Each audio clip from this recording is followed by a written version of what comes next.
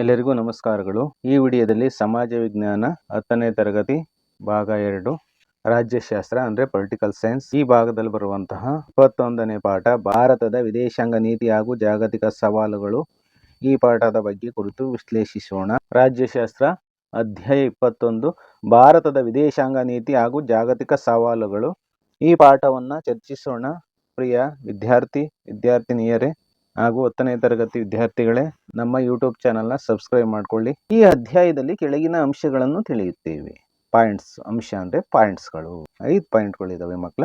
ಮೊದಲನೇ point, first point, ಭಾರತದ ವಿದೇಶಾಂಗ ನೀತಿಯ ಸಂಕ್ಷಿಪ್ತ ಪರಿಚಯ. ವಿದೇಶಾಂಗ ನೀತಿ ಅಂದರೆ ಫಾರಿನ್ ಪಾಲಿಸಿ, ಎಕ್ಸ್ಟರ್ನಲ್ ಅಫೈರ್ಸ್ ಅಂತಲೂ ಇಂಗ್ಲೀಷಲ್ಲಿ ಕರೀತಾರೆ. ಸೆಕೆಂಡ್ ಪಾಯಿಂಟ್, ಮಾನವ ಹಕ್ಕುಗಳ ನಿರಾಕರಣೆ. ಥರ್ಡ್ ಪಾಯಿಂಟ್, ಶಸ್ತ್ರಾಸ್ತ್ರಗಳ ಪೈಪೋಟಿ. ಫೋರ್ತ್ ಪಾಯಿಂಟ್, ಆರ್ಥಿಕ ಅಸಮಾನತೆ. ಫಿಫ್ತ್ ಪಾಯಿಂಟ್, ಭಯೋತ್ಪಾದಕತೆ. ಇಷ್ಟು ಅಂಶಗಳನ್ನು ನಾವು ತಿಳಿದುಕೊಳ್ಳೋಣ ಮಕ್ಕಳೇ, ವಿಶ್ಲೇಷಿಸೋಣ ಅಂದರೆ ಚರ್ಚಿಸೋಣ ಮಕ್ಕಳೇ. ರಾಜಕೀಯ ವಿದ್ವಾಂಸ ಕಾರ್ಲ್ ವುಲ್ಫ್ ಗ್ಯಾಂಗ್ ಡ್ಯುಸೆಚ್ ಹೇಳ್ತಾರೆ, ಭವಿಷ್ಯತ್ತಿನಲ್ಲಿ ನಾಗರಿಕತೆ ವಿನಾಶವಾಗಿದೆ ಎಂಬುದಾದರೆ ಅದು ಬರಗಾಲ ಅಥವಾ ಪ್ಲೇಗ್ನಿಂದ ಆಗಿರದೆ ಕೇವಲ ಅಂತಾರಾಷ್ಟ್ರೀಯ ಸಂಬಂಧಗಳ ಮತ್ತು ವಿದೇಶಾಂಗ ನೀತಿಯಿಂದ ಮಾತ್ರ ಆಗಿರುತ್ತದೆ.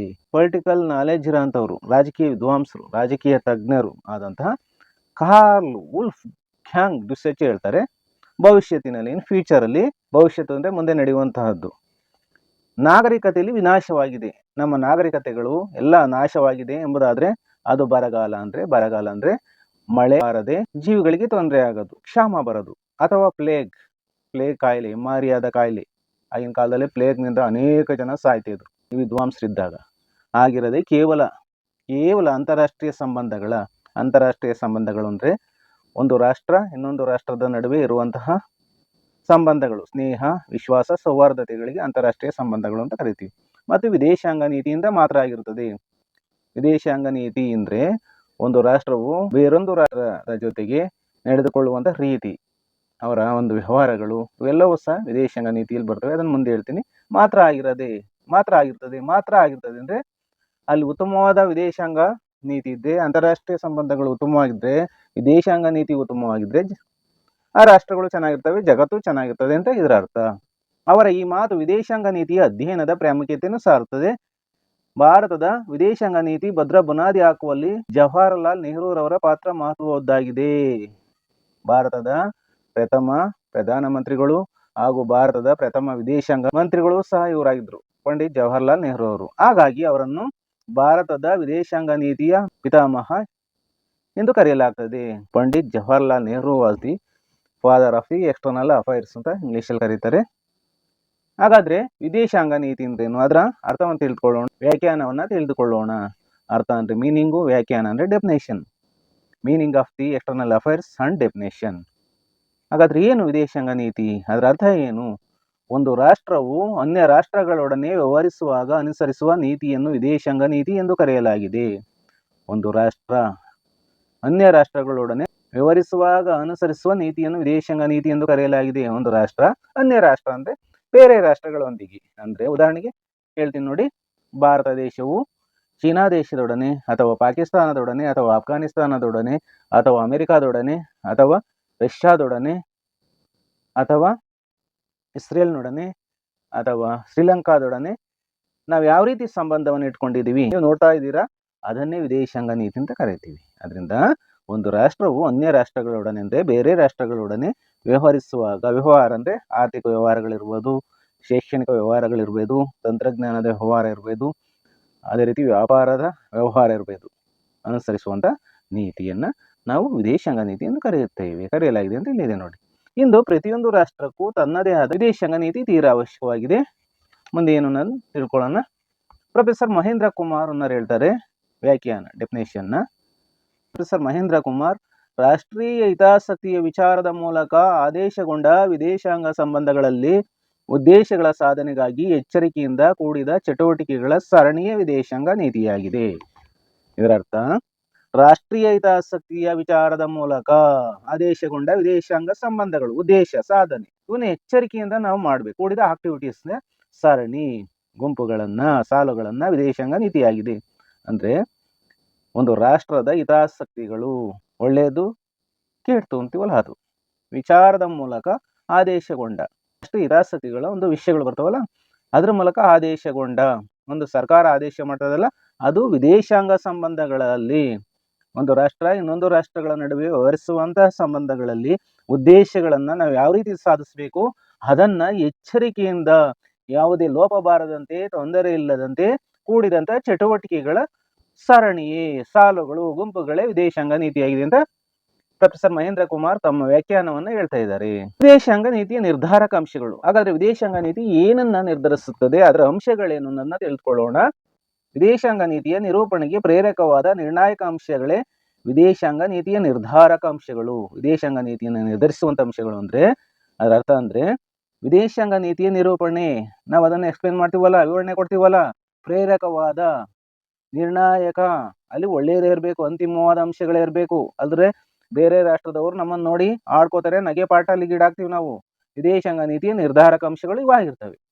ಒಂದು ದೇಶದ ವಿದೇಶಾಂಗ ನೀತಿಯು ಆ ದೇಶದ ಭೌಗೋಳಿಕ, ಐತಿಹಾಸಿಕ, ಸಾಂಸ್ಕೃತಿಕ, ಸಾಮಾಜಿಕ, ಆರ್ಥಿಕ, ರಾಜಕೀಯ, ಜನಸಂಖ್ಯೆ, ಸೈನಿಕ ಮತ್ತು ತಾತ್ವಿಕ ಅಂಶಗಳ ಹಿನ್ನೆಲೆಯನ್ನು ಆಧರಿಸಿ ರಚಿತಗೊಂಡಿರುತ್ತದೆ. ಬಹಳ ಮುಖ್ಯವಾದ ಅಂಶ. ವಿದೇಶಾಂಗ ನೀತಿ ಯಾಕೆ ನಿರ್ಧಾರವಾಗ್ತದೆ ಅನ್ನೋಕೆ ಭೌಗೋಳಿಕ, ಒಂದು ರಾಷ್ಟ್ರದ ಭೌಗೋಳಿಕ, ಒಂದು ಪ್ರದೇಶದಿಂದ ಇನ್ನೊಂದು ಪ್ರದೇಶದ ನಡುವೆ ಇರುವಂತಹ ವ್ಯತ್ಯಾಸ, ಸಂಬಂಧ, ಬಾಂಧವ್ಯಗಳು. ಉದಾಹರಣೆಗೆ ಭಾರತವನ್ನೇ ಭೌಗೋಳಿಕವಾಗಿ ನಾವು ಗಮನಿಸಿದಾಗ, ಈ ಕಡೆ ನಮ್ಮ ದಕ್ಷಿಣದ ಕಡೆ ದಕ್ಕನ್ ಪ್ರಸ್ಥಭೂಮಿ ಇದೆ, ಇಲ್ಲಿಯೇ ಒಂಥರ ಜಿಯೋಗ್ರಫಿಕಲ್ ಫೀಚರ್ಸ್ ಇದೆ. ಅದೇ ನಾವು ಉತ್ತರ ಭಾರತ ಕಡೆ ಹೋದಾಗ ಅಲ್ಲೇ ಒಂಥರ ಭೌಗೋಳಿಕ ಅಂಶಗಳಿದಾವೆ, ನೀವು ಗಮನಿಸ್ತೀರಾ ಭೂಗೋಳ ವಿಜ್ಞಾನದಲ್ಲಿ. ಐತಿಹಾಸಿಕ ಅಂದ್ರೆ ಹಿಸ್ಟಾರಿಕಲ್, ಇತಿಹಾಸಕ್ಕೆ ಸಂಬಂಧಪಟ್ಟಂತಹ ಅಂಶಗಳು ಯಾವ್ಯಾವಪ್ಪ ಅಂದ್ರೆ, ಭಾರತವನ್ನು ನಾವು ಗಮನಿಸಿದಾಗ ಭಾರತದಲ್ಲಿ ಅಶೋಕ ಮಹಾರಾಜ ಹುಟ್ಟಿದಾನೆ, ಅದೇ ರೀತಿ ಗೌತಮ ಬುದ್ಧ, ಮಹಾವೀರ, ಅದೇ ರೀತಿ ಇನ್ನು ಬೇಕಾದಷ್ಟು ಐತಿಹಾಸಿಕ ವ್ಯಕ್ತಿಗಳಿದ್ದಾರೆ. ಕರ್ನಾಟಕದಲ್ಲಿ ನಾವು ಗಮನಿಸಿದಾಗ ಇಮ್ಮಡಿ ಪುಲಿಕೇಶಿ ಇರಬಹುದು, ಬಾದಾಮಿ ಚಾಲುಕ್ಯರ ಶ್ರೇಷ್ಠ ಅರಸ, ಬಲಿಷ್ಠವಾದ ನೌಕಾಪಡೆಯನ್ನು ಹೊಂದಿದ್ದಂಥವರು. ಇದು ಐತಿಹಾಸಿಕ ಪರಂಪರೆ. ವಿಜಯನಗರದ ಅರಸರು, ಅಲ್ಲಿ ಹಂಪಿ ನೋಡಿ, ಎಲ್ಲಿ ಹೋದಾಗ ಗಮನಿಸಿ. ಈ ಕಡೆ ಬಂದಾಗ ದ್ವಾರ ಸಮುದ್ರದ ಹೊಯ್ಸಳರು ಇರ್ಬೋದು. ಹಾಗೆಯೇ ನಾವು ತಮಿಳುನಾಡಿನಲ್ಲಿ ಗಮನಿಸಿದಾಗ ಚೋಳರ ಆಡಳಿತ ಇರಬಹುದು, ಅವರ ಶಿಲ್ಪಕಲೆ, ವಾಸ್ತುಶಿಲ್ಪ ಇರಬಹುದು. ಹೀಗೆ ಇತಿಹಾಸಕ್ಕೆ ಸಂಬಂಧಪಟ್ಟಂಥದ್ದು. ಸಾಂಸ್ಕೃತಿಕ ಅಂದ್ರೆ ಇದು ಕಲ್ಚರಲ್, ಸಂಸ್ಕೃತಿಗೆ ಸಂಬಂಧಪಟ್ಟಂಥದ್ದು. ನಮ್ಮ ದೇಶದಲ್ಲಿ ಸಂಸ್ಕೃತಿಯನ್ನು ನೀವು ಅವಲೋಕನ ಮಾಡಿ. ಇಲ್ಲಿನ ಜನರು ವಿಭಿನ್ನವಾದ ಸಂಸ್ಕೃತಿಯನ್ನು ಒಳಗೊಂಡಿದ್ದಾರೆ, ಆದರೆ ಏಕತೆಯನ್ನು ಪ್ರದರ್ಶಿಸ್ತಾ ಇದ್ದಾರೆ. ನಾವು ಹಾಕುವಂತಹ ಬಟ್ಟೆ, ಉಡುಗೆ ತೊಡುಗೆ, ಆಚಾರ ವಿಚಾರ, ಹಬ್ಬ ಹರಿದಿನಗಳು, ಭಾಷೆ, ಇವೆಲ್ಲವನ್ನೂ ಸಹ ಸಂಸ್ಕೃತಿ ಅಂತ ಕರಿತೀವಿ. ಅದೇ ರೀತಿ ಮನರಂಜನಾ ಕ್ರೀಡೆಗಳು, ಇವೆಲ್ಲವೂ ಸಹ. ಸಾಮಾಜಿಕ ಅಂದ್ರೆ ಸಮಾಜದಲ್ಲಿರುವಂತಹ, ಆರ್ಥಿಕ ಅಂದ್ರೆ ಹಣಕಾಸಿಗೆ ಸಂಬಂಧಪಟ್ಟಂತಹ ವ್ಯಾಪಾರ ವಹಿವಾಟುಗಳು ಇವು.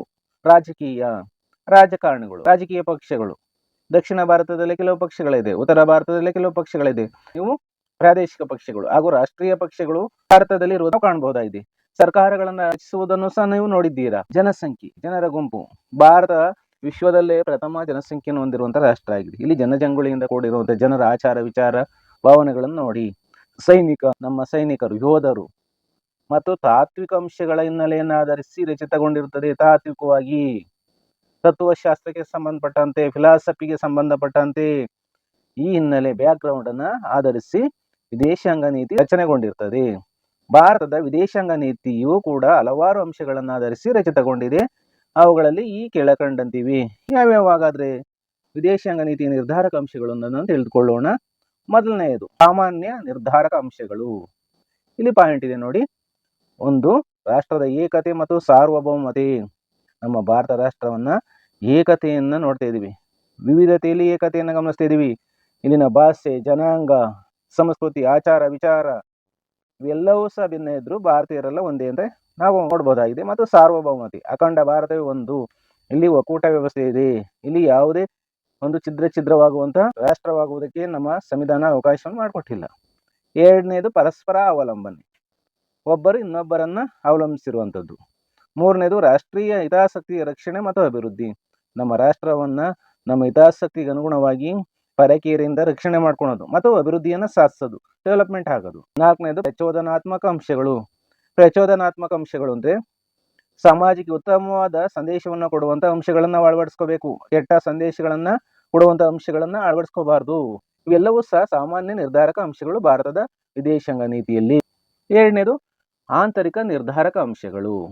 ಒಂದನೆಯದು ರಾಷ್ಟ್ರದ ಭೌಗೋಳಿಕ ಸ್ಥಾನ, 2 ಜನಸಂಖ್ಯೆಯ ಗಾತ್ರ, 3 ಸೈದ್ಧಾಂತಿಕ, ಆರ್ಥಿಕ ಮತ್ತು ಸೈನಿಕ ಅಂಶಗಳು. ಇಲ್ಲಿ ಒಂದನೆಯದು ರಾಷ್ಟ್ರದ ಭೌಗೋಳಿಕ ಸ್ಥಾನ. ನಮ್ಮ ಭಾರತವನ್ನ ಗಮನಿಸಿದಾಗ ಭೌಗೋಳಿಕವಾಗಿ ಭೂಮಿಯಲ್ಲಿ ಹವಾಮಾನ, ವಾತಾವರಣ ಇವುಗಳೆಲ್ಲದರಲ್ಲೂ ಸಹ ವ್ಯತ್ಯಾಸ ಇದೆ. ವಿಸ್ತೀರ್ಣ ಇವನ್ನೆಲ್ಲ ಗಮನಿಸ್ತೀವಿ. ಇದನ್ನೆಲ್ಲ ಭೌಗೋಳಿಕ ಸ್ಥಾನ ಅಂತ ಕರಿತೀವಿ. ಹಾಗೆ ಪ್ರಪಂಚದ ಎಲ್ಲಾ ರಾಷ್ಟ್ರಗಳಿಗೂ ಸಹ ಭೌಗೋಳಿಕ ಸ್ಥಾನವಿದೆ. ಎರಡನೇದು ಜನಸಂಖ್ಯೆಯ ಗಾತ್ರ. ಒಂದು ರಾಷ್ಟ್ರದಲ್ಲಿ ನಮ್ಮ ಭಾರತದಲ್ಲಿ ನೋಡಿದಾಗ ಜನಸಂಖ್ಯೆ ಎಷ್ಟಿದೆ, ಯಾವ ಪ್ರಮಾಣದಲ್ಲಿ ಇದೆ ಅನ್ನೋದು. ಮೂರನೇದು ಸೈದ್ಧಾಂತಿಕ, ಆರ್ಥಿಕ ಮತ್ತು ಸೈನಿಕ ಅಂಶಗಳು. ನಾವು ಸಿದ್ಧಾಂತವನ್ನ ರೂಪಿಸ್ಕೊಂಡಿದೀವಿ, ಸಿದ್ಧಾಂತದ ರೂಪದಲ್ಲಿ ನಡೀತೀವಿ, ಇದನ್ನ ಸೈದ್ಧಾಂತಿಕ ಅಂತ ಕರಿತೀವಿ. ಆರ್ಥಿಕ ಅಂದ್ರೆ ಹಣಕಾಸಿನ ವ್ಯವಹಾರಕ್ಕೆ ಸಂಬಂಧಪಟ್ಟಂತ ವಿಷಯ. ಮತ್ತು ಸೈನಿಕ ಅಂಶಗಳು, ಇಲ್ಲಿ ಸೈನಿಕರು, ಯೋಧರು. ಇಲ್ಲಿ ಭಾರತದಲ್ಲಿ 3 ರಕ್ಷಣಾ ಪಡೆಗಳಿದ್ದಾವೆ: ಭೂಪಡೆ, ವಾಯುಪಡೆ, ನೌಕಾಪಡೆ ಅಂತ ಈ ಅಂಶಗಳು. ಮೂರನೇದು ಬಾಹ್ಯ ನಿರ್ಧಾರಕ ಅಂಶಗಳು. ಇವು ಹೊರಗಡೆ ನಿರ್ಧಾರವನ್ನು ಮಾಡುವಂತಹ ಅಂಶಗಳು ವಿದೇಶಾಂಗ ನೀತಿಯಲ್ಲಿ ಬರ್ತವೆ. ಅದೇ ರೀತಿ ಆಂತರಿಕ ನಿರ್ಧಾರಕ ಅಂಶಗಳು ದೇಶದ ಒಳಗಡೆ ಇವು ನಿರ್ಧಾರ ಆಗ್ತವೆ. ಅರ್ಥ ಆಯ್ತಲ್ಲ. ಮೂರನೇದು ಬಾಹ್ಯ ನಿರ್ಧಾರಕ ಅಂಶಗಳು. ಒಂದನೆಯದು ಅಂತಾರಾಷ್ಟ್ರೀಯ ಪರಿಸ್ಥಿತಿಗಳು, ಎರಡನೇದು ಅಂತಾರಾಷ್ಟ್ರೀಯ ಸಂಘಟನೆಗಳೊಂದಿಗೆ ಸಂಬಂಧ, ಮೂರನೇದು ಜಾಗತಿಕ ಸಾರ್ವಜನಿಕ ಅಭಿಪ್ರಾಯ. ಇವು ಮೂರನ್ನು ವಿಶ್ಲೇಷಣೆಯನ್ನು ಮಾಡೋಣ. ಒಂದನೇದು ಅಂತಾರಾಷ್ಟ್ರೀಯ ಪರಿಸ್ಥಿತಿಗಳು. ಅಂತಾರಾಷ್ಟ್ರೀಯ ಪರಿಸ್ಥಿತಿಗಳು ಅಂದ್ರೆ ರಾಷ್ಟ್ರಗಳ ನಡುವೆ ಯಾವ ರೀತಿಯ ಭಾವನೆಗಳಿದೆ, ಯಾವ ರೀತಿಯ ವಾತಾವರಣಗಳಿದೆ, ಯಾವ ರೀತಿಯ ಸನ್ನಿವೇಶ ಇದೆ ಅನ್ನೋದನ್ನು ತಿಳಿಯೋದು. ಉದಾಹರಣೆಗೆ ಭಾರತ ಮತ್ತು ಪಾಕಿಸ್ತಾನದ ನಡುವೆ ಯಾವ ರೀತಿಯ ಅಂತಾರಾಷ್ಟ್ರೀಯ ಪರಿಸ್ಥಿತಿಗಳಿದೆ ಅನ್ನೋದನ್ನ ನೀವು ಗಮನಿಸಿ. ಯಾವಾಗಲೂ ಸಹ ಈ ಪಾಕಿಸ್ತಾನ ಭಾರತಕ್ಕೆ ಕಟುಬದ್ಧ ವೈರಿಯಾಗಿ ನಡ್ಕೋತಾ ಇದೆ. ಎರಡನೇದು ಅಂತಾರಾಷ್ಟ್ರೀಯ ಸಂಘಟನೆಗಳೊಂದಿಗೆ ಸಂಬಂಧ. ಪ್ರಪಂಚದಲ್ಲಿ ಅಂತಾರಾಷ್ಟ್ರೀಯ ಸಂಘಟನೆಗಳಿರೋದನ್ನ ನಾವು ಗಮನಿಸಬಹುದು. ಮೊದಲನೇದು ವಿಶ್ವಸಂಸ್ಥೆ. ವಿಶ್ವಸಂಸ್ಥೆಯಲ್ಲಿ ಅನೇಕ ಅಂಗ ಸಂಸ್ಥೆಗಳಿದ್ದಾವೆ. ವಿಶ್ವ ಆರೋಗ್ಯ ಸಂಸ್ಥೆ ಇರಬಹುದು, ವಿಶ್ವ ವ್ಯಾಪಾರ ಸಂಸ್ಥೆ ಇರಬಹುದು, ಅಂತಾರಾಷ್ಟ್ರೀಯ ನ್ಯಾಯಾಲಯ ಇರಬಹುದು, ಅಂತಾರಾಷ್ಟ್ರೀಯ ಸಂಘಟನೆಗಳಲ್ಲಿ ರೆಡ್ ಕ್ರಾಸ್ ಇರಬಹುದು, ಅದೇ ರೀತಿಯ WTC ಇರಬಹುದು, ವರ್ಲ್ಡ್ ಬ್ಯಾಂಕ್ ಇರಬಹುದು, IMF ಇರಬಹುದು. ಈ ಸಂಘಟನೆಗಳ ನಡುವೆ ಯಾವ ರೀತಿ ಸಂಬಂಧ ಇದೆ. ಮೂರನೇದು ಜಾಗತಿಕ ಸಾರ್ವಜನಿಕ ಅಭಿಪ್ರಾಯ. ಜಾಗತಿಕ ಅಂದ್ರೆ ಪ್ರಪಂಚದ, ವರ್ಲ್ಡ್ ಇವಲ್ಲ, ಅದು ಸಾರ್ವಜನಿಕ ಅಭಿಪ್ರಾಯ, ಜನರ ಅಭಿಪ್ರಾಯಗಳು. ಪ್ರಪಂಚದ ಜನರ ಅಭಿಪ್ರಾಯಗಳು ಯಾವ ರೀತಿ ಇದ್ದಾವೆ ಅನ್ನೋದು ಬಾಹ್ಯ ನಿರ್ಧಾರಕ ವಿದೇಶಾಂಗ ನೀತಿಯಲ್ಲಿ ಬರ್ತವೆ. ಹೀಗೆ ಈ ಮೇಲಿನ ಸಾಮಾನ್ಯ ಆಂತರಿಕ ಮತ್ತು ಬಾಹ್ಯ ಅಂಶಗಳು ಭಾರತದ ವಿದೇಶಾಂಗ ನೀತಿಯ ರಚನೆಯ ಮೇಲೆ ತಮ್ಮದೇ ಆದ ಪ್ರಭಾವ ಬೀರಿವೆ. ಈಗ ಮಕ್ಕಳೇ, ಭಾರತದ ವಿದೇಶಾಂಗ ನೀತಿಯ ಬಗ್ಗೆ ತಿಳಿದುಕೊಳ್ಳೋಣ. ಭಾರತದ ವಿದೇಶಾಂಗ ನೀತಿ ಬಹಳ ಮುಖ್ಯವಾಗಿದೆ, ವೆರಿ ಇಂಪಾರ್ಟೆಂಟ್. ತನ್ನ ಹಿತಾಸಕ್ತಿಗಳ ರಕ್ಷಣೆಗಾಗಿ ಪ್ರತಿಯೊಂದು ದೇಶವು ತನ್ನದೇ ಆದ ವಿದೇಶಾಂಗ ನೀತಿಯನ್ನು ಹೊಂದಿರುವಂತೆ ಭಾರತವು ತನ್ನ ಭೌಗೋಳಿಕ, ಸಾಂಸ್ಕೃತಿಕ, ಸಾಮಾಜಿಕ, ಆರ್ಥಿಕ, ರಾಜಕೀಯ ಮತ್ತು ನೈತಿಕ ಹಿನ್ನೆಲೆಯನ್ನು ಆಧರಿಸಿ ತನ್ನದೇ ಆದ ವಿದೇಶಾಂಗ ನೀತಿಯನ್ನು ರಚಿಸಿಕೊಂಡಿದೆ. ನೋಡಿ, ಭಾರತದ ವಿದೇಶಾಂಗ ನೀತಿಯನ್ನ ಭೌಗೋಳಿಕ ಅಂದ್ರೆ ಇಲ್ಲಿ ಭೂಗೋಳದ ಬಗ್ಗೆ, ಭೂಮಿಯ ಬಗ್ಗೆ ಅಂದ್ರೆ ಪ್ರದೇಶ, ಸ್ಥಳಗಳ ಬಗ್ಗೆ, ಒಂದು ಪ್ರದೇಶ ಯಾವ ರೀತಿ ಇದೆ ಅನ್ನೋದನ್ನ ನಾವು ಗಮನಿಸ್ತೀವಿ ಭಾರತದಲ್ಲಿ.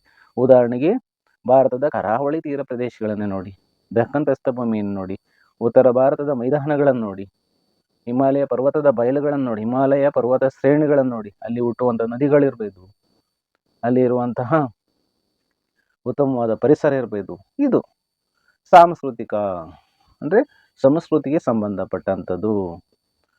ಈ ಭಾರತ ದೇಶದಲ್ಲಿ ಪ್ರತಿಯೊಂದು ರಾಜ್ಯದಲ್ಲೂ ಸಹ ತನ್ನದೇ ಆದ ಸಂಸ್ಕೃತಿ ಇರುವುದನ್ನ ಗಮನಿಸಬಹುದು. ಉದಾಹರಣೆಗೆ ಕರ್ನಾಟಕದಲ್ಲಿ ಬಂದಾಗ ಯಕ್ಷಗಾನ ಇದೆ, ಬಯಲಾಟಗಳಿದೆ. ಹಾಗೆ ತಮಿಳುನಾಡಲ್ಲಿ ನೋಡಿ, ಅದೇ ರೀತಿ ಆಂಧ್ರಕ್ಕೆ ಹೋದಾಗ ಕುಚಿಪುಡಿ ಇದೆ. ಉತ್ತರ ಭಾರತದಲ್ಲಿ ಗರ್ಭಾ ನೃತ್ಯ ಇರ್ಬೋದು, ಬಿಹು ನೃತ್ಯ ಇರ್ಬೋದು, ಜನರ ವಿಚಾರಗಳಿರ್ಬೋದು, ಭಾಷೆ ಇರ್ಬೋದು, ಹಬ್ಬ ಹರಿದಿನಗಳು, ಇವೆಲ್ಲವೂ ಸಹ ವಿದೇಶಾಂಗ ನೀತಿಯಲ್ಲಿ ಬರ್ತವೆ. ಸಮಾಜಕ್ಕೆ ಸಂಬಂಧಪಟ್ಟಂತೆ ಇಲ್ಲಿನ ಜನರು ಯಾವ ರೀತಿ ಸಮಾಜದಲ್ಲಿ ಬಾಳ್ತಾರೆ. ಆರ್ಥಿಕ ಅಂದ್ರೆ ಹಣಕಾಸಿಗೆ ಸಂಬಂಧಪಟ್ಟಂತ ವಿಷಯಗಳು. ರಾಜಕೀಯ ಅಂದ್ರೆ ರಾಜಕೀಯ, ಸರ್ಕಾರವನ್ನು ರಚಿಸುವಾಗ ರಾಜಕೀಯ ಪಕ್ಷಗಳು ಪಾಲ್ಗೊಳ್ತಾವಲ್ವಾ ಚುನಾವಣೆಯಲ್ಲಿ, ಅದರಲ್ಲೂ ಸಹ ರಾಜಕೀಯವಾಗಿ ಪಾಲ್ಗೊಳ್ಳುವಂತ ರಾಜಕೀಯ ನಾಯಕರನ್ನು ನೀವು ನೋಡಿ. ಮತ್ತು ನೈತಿಕ ಹಿನ್ನೆಲೆ, ಮಾರಲ್, ನಮಗೆ ನೀತಿಯನ್ನ, ನಾವು ನೀತಿವಂತರು, ನಮ್ಮ ದೇಶದ ಭಾರತೀಯರು ನೀತಿಯನ್ನ ಬಿಡೋದಿಲ್ಲ. ಈ ಹಿನ್ನೆಲೆಯನ್ನು ಆಧರಿಸಿ ತನ್ನದೇ ಆದ ವಿದೇಶಾಂಗ ನೀತಿಯನ್ನು ಭಾರತ ರಚಿಸಿಕೊಂಡಿದೆ ಅಂದ್ರೆ ಅಳವಡಿಸಿಕೊಂಡಿದೆ. ಭಾರತದ ವಿದೇಶಾಂಗ ನೀತಿಯ ವಿಕಾಸ. ಭಾರತದ ವಿದೇಶಾಂಗ ನೀತಿಯ ವಿಕಾಸವನ್ನು ಬ್ರಿಟಿಷರ ಕಾಲದಿಂದಲೂ ಗುರುತಿಸಬಹುದು. 1925ರಲ್ಲಿ ಭಾರತೀಯ ರಾಷ್ಟ್ರೀಯ ಕಾಂಗ್ರೆಸ್ನಲ್ಲಿ ವಿದೇಶಗಳೊಂದಿಗೆ ವ್ಯವಹರಿಸಲು ಒಂದು ಪ್ರತ್ಯೇಕ ವಿದೇಶಾಂಗ ಇಲಾಖೆಯನ್ನು ರಚಿಸಲಾಗಿತ್ತು. ನೋಡಿ, ಆಗ್ಲೇ ಬ್ರಿಟಿಷ್ ಕಾಲದಲ್ಲಿ 1925ರಲ್ಲಿ ಭಾರತೀಯ ರಾಷ್ಟ್ರೀಯ ಕಾಂಗ್ರೆಸ್, ಇಂಡಿಯನ್ ನ್ಯಾಷನಲ್ ಕಾಂಗ್ರೆಸ್ನಲ್ಲಿ ವಿದೇಶಗಳೊಂದಿಗೆ, ಬೇರೆ ರಾಷ್ಟ್ರಗಳೊಂದಿಗೆ ವ್ಯವಹಾರ ಮಾಡುವುದಕ್ಕೆ ಒಂದು ಪ್ರತ್ಯೇಕ ಆಗಲೇ ಒಂದು ಸಪರೇಟ್ ವಿದೇಶಾಂಗ ಇಲಾಖೆ ಎಕ್ಸ್ಟರ್ನಲ್ ಅಫೈರ್ಸ್ ಡಿಪಾರ್ಟ್ಮೆಂಟ್ ರಚನೆ ಮಾಡಿತು. ಅಧ್ಯಯನದ ಅನುಕೂಲಕ್ಕಾಗಿ ಅದರ ವಿಕಾಸವನ್ನು 3 ರೀತಿಯಲ್ಲಿ ವಿಂಗಡಿಸಬಹುದು. ಈ ಭಾರತದ ವಿದೇಶಾಂಗ ನೀತಿ ಅಧ್ಯಯನಕ್ಕಾಗಿ ವಿಕಾಸ ಅಂದರೆ ಬೆಳವಣಿಗೆಯನ್ನ 3 ರೀತಿಯಲ್ಲಿ ವಿಭಾಗಿಸಬಹುದಾಗಿದೆ. ಒಂದನೆಯ ಜವಾಹರಲಾಲ್ ನೆಹರೂರವರ ಆದರ್ಶವಾದದ ಹಂತ. ಇದು ಫಸ್ಟ್ ಸ್ಟೆಪ್ 1947ರಿಂದ 1959. ಈ ಹಂತದಲ್ಲಿ ನೆಹರೂರವರ ಆದರ್ಶವಾದವು ವಿದೇಶಾಂಗ ನೀತಿಯನ್ನು ಹೆಚ್ಚು ಪ್ರಭಾವಿಸಿತು. ಈ ಸಮಯದಲ್ಲಿ ಈ ಸ್ಟೆಪ್ನಲ್ಲಿ ನೆಹರು ಅವರು ಒಂದು ಆದರ್ಶವಾದವನ್ನು ಇಟ್ಕೊಂಡಿದ್ರು. ಭಾರತ ವಿಶ್ವದಲ್ಲೇ ಚೆನ್ನಾಗಿರ್ಬೇಕು ಅಂತ ಒಂದು ವಾದ ಇತ್ತು ನೆಹರೂರವ್ರದ್ದು. ವಿದೇಶಾಂಗ ನೀತಿಯನ್ನು ಹೆಚ್ಚು ಪ್ರಭಾವಿಸುತ್ತೆ. ಆದರ್ಶವಾದವೆಂಬುದು ಎಲ್ಲರನ್ನೂ ಒಳಗೊಂಡು ಶಾಂತಿಯಿಂದ ಬದುಕಲು ಪ್ರೇರಣೆ ನೀಡುವ ವಿಚಾರವಾಗಿದೆ. ಆದರ್ಶವಾದ ಅನ್ನೋದು ಎಲ್ಲರನ್ನು, ಎಲ್ಲಾ ಭಾರತೀಯರನ್ನು ಒಳಗೊಂಡು, ಪ್ರಪಂಚದ ಜನರನ್ನೆಲ್ಲ ಒಳಗೊಂಡು ಶಾಂತಿಯಿಂದ ಜೀವಿಸಬೇಕು ಅನ್ನೋ ಒಂದು ಪ್ರೇರಣೆಯನ್ನು ನೀಡುವ ವಿಚಾರವಾಗಿದೆ ಈ ನೆಹರೂರವರ ಆದರ್ಶವಾದ. ಆದರ್ಶವಾದಿಯಾಗಿದ್ದ ನೆಹರೂರವರು ತಮ್ಮ ವಿದೇಶಾಂಗ ನೀತಿಯಲ್ಲಿ ಆದರ್ಶವಾದವಿರುವಂತೆ ನೋಡಿಕೊಂಡ್ರು. 1947ರಲ್ಲಿ ಕಾಶ್ಮೀರದ ವಿಚಾರವನ್ನು ವಿಶ್ವಸಂಸ್ಥೆಗೆ ತೆಗೆದುಕೊಂಡು ಹೋಗಿ ಶಾಂತಿಯಿಂದ ಬಗೆಹರಿಸಿಕೊಳ್ಳಬೇಕೆಂಬ ನಿಲುವು, 1954ರಲ್ಲಿ ಚೀನಾದೊಂದಿಗೆ ಪಂಚಶೀಲ ಒಪ್ಪಂದ, ಅಲಿಪ್ತ ನೀತಿಗೆ ಬೆಂಬಲ, ವಸಾಹತುಶಾಹಿ ವಿರೋಧ ನೀತಿ, ವರ್ಣಭೇದ ನೀತಿ ವಿರೋಧ ಮತ್ತು ಸಾಮ್ರಾಜ್ಯಶಾಹಿಯ ವಿರೋಧದಂತ ನೀತಿಗಳು ಅವರ ಈ ನಿಲುವಿನಲ್ಲಿ ಪ್ರತಿಬಿಂಬಿಸುತ್ತವೆ. ಅಂದ್ರೆ 1947ರಲ್ಲಿ ಪಾಕದ ನಮ್ಮ ವೈರಿ ರಾಷ್ಟ್ರ ಪಾಕಿಸ್ತಾನ ಕಾಶ್ಮೀರವನ್ನ ಆಕ್ರಮಿಸ್ಕೊಂತು. ಪಾಕಿಸ್ತಾನಿ ಸೈನಿಕರು ಬಂದು ಭಾರತದ ಮುಕ್ಕುಟ ಸ್ಥಿರವಾಗಿರುವಂತಹ ಕಾಶ್ಮೀರವನ್ನ ಅರ್ಧ ಭಾಗ ಆಕ್ರಮಿಸಿದೆ. ಈಗಲೂ ಸಹ ಅಲ್ಲಿ ಓಕೆ ಅಂತ ಇದೆ, ಪಾಕ್ ಆಕ್ರಮಿತ ಕಾಶ್ಮೀರ ಅಂತ ಇದೆ, ಈಗಲೂ ಸಹ ಇದೆ. ಕಾಶ್ಮೀರದ ವಿಚಾರವನ್ನ ವಿಶ್ವಸಂಸ್ಥೆಗೆ ತೆಗೆದುಕೊಂಡು ಹೋದ್ರು ನೆಹರು. ಅಲ್ಲಿಂದ ಬಂದು ಶಾಂತಿಯಿಂದ ಬಗೆಹರಿಸಿಕೊಳ್ಳಬೇಕೆಂಬ ನಿಲುವು. ಅಂದ್ರೆ ಇದರ ಅರ್ಥ ನೆಹರೂರವರು ಪಾಕಿಸ್ತಾನದ ವಿವಾದವನ್ನ ವಿಶ್ವಸಂಸ್ಥೆಯಲ್ಲಿ ಪ್ರಸ್ತಾಪಿಸ್ತಾರೆ. ಅಲ್ಲಿ ಹೋಗಿ ಇದನ್ನ ಯುದ್ಧ ಮಾಡದೆ ಶಾಂತಿಯಿಂದ ನಾವು 2 ರಾಷ್ಟ್ರಗಳು ಬಗೆಹರಿಸಿಕೊಳ್ಳಬೇಕೆಂಬ ನಿಲುವನ್ನ ಪ್ರಕಟಿಸ್ತಾರೆ ವಿಶ್ವಸಂಸ್ಥೆಯಲ್ಲಿ ಭಾರತದ ಪ್ರಧಾನಮಂತ್ರಿಗಳಾದ ನೆಹರೂರವರು. 1954ರಲ್ಲಿ ಚೀನಾದೊಂದಿಗೆ ಪಂಚಶೀಲ ಒಪ್ಪಂದವನ್ನು ಮಾಡ್ಕೋತಾರೆ. 5 ಒಪ್ಪಂದಗಳು. ಪಂಚಶೀಲ ಅಂದ್ರೆ 5 ಒಪ್ಪಂದಗಳನ್ನ ಮಾಡ್ಕೋತಾರೆ ನೆಹರು. ಆ ಪಂಚಶೀಲ ಒಪ್ಪಂದಗಳನ್ನ ಮುಂದೆ ಪಾಠದಲ್ಲಿ ಹೇಳ್ತೀನಿ. ಅಲಿಪ್ತ ನೀತಿಗೆ ಬೆಂಬಲ. ಅಲಿಪ್ತ ನೀತಿ ಅಂದ್ರೆ ನೆಹರೂರವರ ಸಮಯದಲ್ಲಿ ಪ್ರಪಂಚ 2 ಬಣಗಳಾಗಿ ಒಡೆದಿರ್ತವೆ. ಒಂದು ಅಮೆರಿಕ ಸಂಯುಕ್ತ ಸಂಸ್ಥಾನದ ನೇತೃತ್ವದ ಒಂದು ಬಣ, ಇನ್ನೊಂದು ಕಡೆ ರಷ್ಯಾ ಬೆಂಬಲಿತ ರಾಷ್ಟ್ರಗಳ ಇನ್ನೊಂದು ಬಣ. ಇವು 2 ಬಣಗಳ ನಡುವೆ ಶೀತಲ ಯುದ್ಧ ಪ್ರಾರಂಭವಾಗಿರ್ತದೆ ಆ ಸಮಯದಲ್ಲಿ. ಈಗ ಶೀತಲ ಯುದ್ಧ ಇಲ್ಲ.